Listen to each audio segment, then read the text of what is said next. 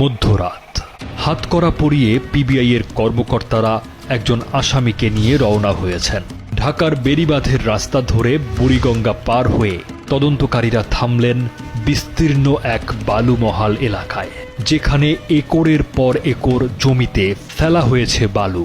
আসামি ও পুলিশ কিছু একটার অবস্থান বের করার চেষ্টা করে। সবশেষ অবস্থান শনাক্ত হলো। এবার অপেক্ষা সকলের। বালু ফেলা বিস্তীর্ণ এলাকায় আনা হলো স্কেভাটার মেশিনের গাড়ি। যতদূর চোখ যায় বালু ফেলা জমিটি মূলত মুন্সিগঞ্জের বেসিক শিল্পনগরী করার জন্য প্রস্তাবিত স্থান। সেখানে স্কেভাটার মেশিন দিয়ে শুরু হলো খোঁড়ার কাজ। খুঁড়তে খুঁড়তে সকাল গড়িয়ে দুপুর।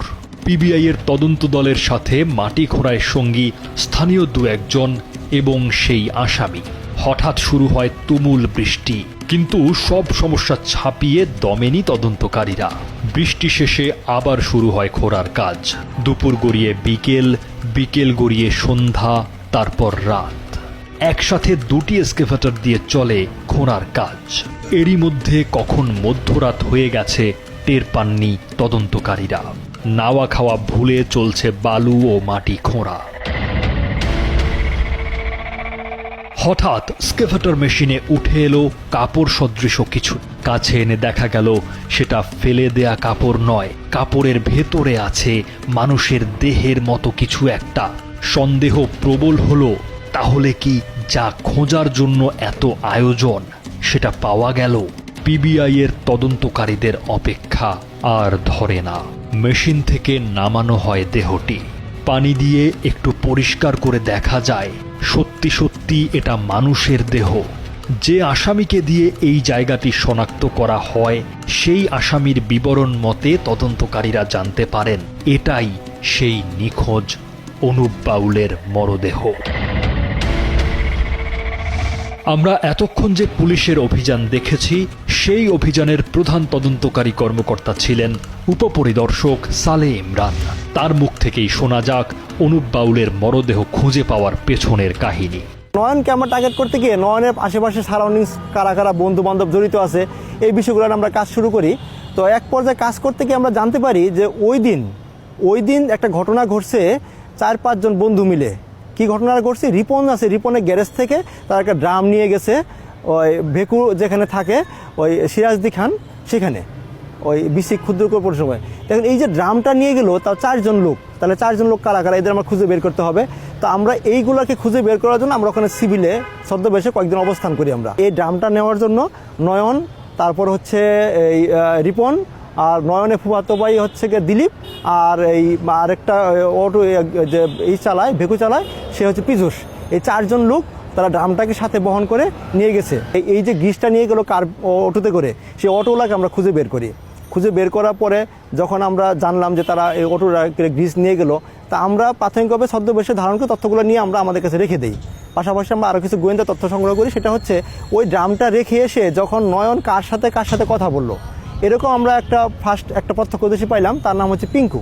সে আমাদেরকে জানাইলো যে ওই দিন নয়নের আচরণটা অস্বাভাবিক মনে হয়েছে। কীরকম? যে সে যখন আমার বাড়িতে আসে, আমার পাশেই তার বাড়ি, তার আচরণটা অস্বাভাবিক ছিল এবং তার গা ভেজা ছিল, কর্দমাক্ত ছিল। এই যে একটা কথা আমাদের কাছে অসামাজিক মনে হলো যে তার পাশেই তার বাড়ি, সে গোসল করার জন্য পিঙ্কুর বাসায় কেন ঢুকলো এবং তাকে বলছে যে আমার মাকে বলো আমার কাপড় চোপড় বলে এখানে দিয়ে দেওয়ার জন্য। এই যে বিষয়গুলো আমাদের তখন সন্দেহের কাতারে থাকে। আমরা এগুলো নিয়ে অ্যানালিসিস করি, পর্যালোচনা করি।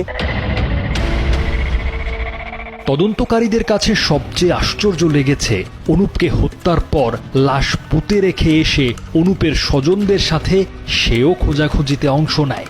জিডি বা মামলা করার জন্য থানাতেও যায় নয়ন। শুধু তাই নয়, এই ঘটনার তদন্ত বিঘ্নিত করতে অনুপের মোবাইল ফোন নিয়ে দূরের আবর্জনার স্তূপে ফেলে আসে হত্যাকারীরা।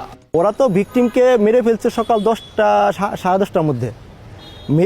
মেরে ফেলার পরে দেখেন ফোনটা কিন্তু অ্যালাইভ ছিল, কিন্তু কেউ রিসিভ করে নাই। এই ফোনটাকে ওরা নিয়ে রেখে আসছে ওই যে ভিকটিম আছে অনুপের বাড়ির পাশে, ওইভাবেই, যাতে করে তথ্য প্রযুক্তি দিয়ে যদি আমরা কখনো সার্চ করি খুঁজি তখন কিন্তু আমরা লোকেশনটা পাবো ওর বাড়ির পাশেই। হ্যাঁ, আবর্জনা স্তূপে। এই আইডিয়াটা মূলত আসছে রিপনের মাথা থেকে। যেহেতু রিপন হচ্ছে বেকু চালায়, সে চিন্তা করছে যে আমি যদি ওকে এরকম 20 ফিট বালির নিচে বা মাটির নিচে ফিরে পুঁতে রাখি, আলটিমেটলি এক সময় এটা লাশটা পচে যাবে, সময় নষ্ট হবে, পরে আর কিছু পাওয়া যাবে না। এবং তারা এমনভাবে কাজটা করছে যেটা খুঁজে পাওয়ার মতো, তারা এবার প্রতিজ্ঞাও করছে যে যদি মরেও যায় বা কেউ কেউ মেরেও ফেলে, ওদেরকে যেন মুখ না খুলে যেটা কোথায় আছে বা কে কি করছে। সবশেষ অনুপ বাউল অপহরণের মামলাটি হত্যা মামলা হিসেবে দায়ের হয়। প্রধান আসামি নয়ন মণ্ডল ছাড়াও হত্যাকাণ্ডে অংশ নেয়া রিপন মণ্ডল, পীযূষ ও দিলীপকেও আসামি করে পিবিআই। তাদের স্বীকারোক্তি মতে পরিকল্পনা ছিল বিসিক শিল্পনগরীর কারখানার ভবনগুলো নির্মাণ শেষ হলে অনুপের লাশ উদ্ধারের পর তার ভাই সহ অন্য আত্মীয়দের ঘটনাস্থলে নিয়ে যাওয়া হয়। তারা লাশ শনাক্তের পর সেখানে তৈরি হয় এক হৃদয় বিদারক দৃশ্যের। পোস্টমর্টেম করে অনুপের মরদেহ শেষকৃত্যের জন্য হস্তান্তর করা হয় পরিবারের কাছে। পিবিআই এর তদন্তকারীদের কাছে সন্তুষ্টির কথা জানায় ভুক্তভোগী পরিবারটি। অনুপ ফিরে না এলেও অন্তত তারা জানতে পেরেছেন অনুপের ভাগ্যে কি ঘটেছিল।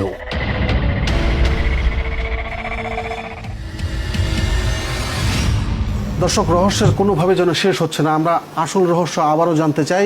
আবারও যাচ্ছি সহকর্মী মনিরুল ইসলামের কাছে। আচ্ছা মনির, এই যে একটা হৃদয় বিদারক ঘটনা দেখলাম, একটা শ্বাসরুদ্ধকর ঘটনার মতোই মনে হলো যে সিনেমার কথা আপনি বলছেন, কিন্তু এই সাধারণ মানুষ বা এদের কাছে এই পরিকল্পনাটা কিভাবে আসলো যে লাশটা এইভাবে ইয়ে করা হবে, গায়েব করে দেওয়া হবে, যেটা কেউ কোনো টের পাবে না, এই ধারণাটা তারা পেলো কিভাবে? যে আসলে এটা কিন্তু একটা উদ্বেগের বিষয়, এটা বড় প্রশ্নের বিষয় এবং গুরুত্বপূর্ণ অংশটা এটা এরকম যে একটা অপেশাদার লোকদের মাথা থেকে এই ধরনের নৃশংস ধারণাটা কিভাবে আসে, আইডিয়াটা কিভাবে আসে, এটা একটা বড় ইয়ে ছিল, আমাদেরও বড় প্রশ্ন ছিল এবং বিস্ময়ের জায়গাটাও। তো এটা আপনি জানেন যে গ্রামে বা শহরে আমরা জানি যে আকাশ সংস্কৃতির বড় একটা ধরনের প্রভাব কিন্তু থাকে। বিভিন্ন দেশের সিআইডি বা ডিবি, ডিটেকটিভ ব্রাঞ্চ কিভাবে যারা কাজ করে, বা হচ্ছে আরও এলিট ফোর্স বা এলিট ইনভেস্টিগেটিভ ইউনিট যেগুলো যারা থাকে, ইনভেস্টিগেশন যারা কাজ করে, সেখান থেকে এই সিনেমা নাটক থেকে এই আইডিয়াগুলো নিয়েছে, এমনটা আমরা এখন পর্যন্ত জেনেছি। এবং মজার বিষয় হচ্ছে যে এখানে আমরা এই তদন্ত সংস্থা যারা ঢাকা জেলা পিবিআই তাদেরকে এই প্রশ্ন করেছিলাম যে আপনারা আসামিদেরকে জিজ্ঞেস করেছেন কিনা যে তারা এই আইডিয়াটা কীভাবে পেল। তারাও বলল যে তারা এই ঘটনা তারা প্রায় মাসখানেক ধরে এরকম টক্কে ছিল যে হচ্ছে তাকে কিভাবে শায়েস্তা করা যায় বা তাকে কিভাবে মারা যায়, একদিনের মধ্যেই বা অল্প সময়ের মধ্যেই পুরো এই ঘটনাটা ঘটিয়ে ফেলতে হবে।